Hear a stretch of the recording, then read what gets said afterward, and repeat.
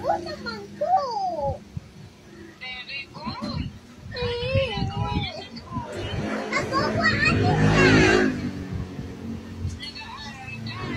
Oo naman. Wow, very good. Patingin ang crop top mo.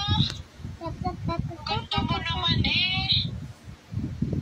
Baba naman. Lalamigin ka naman, be. Kita pa yung puso mo. Kita po sa wall, dirty. Ha? Ha? Ah!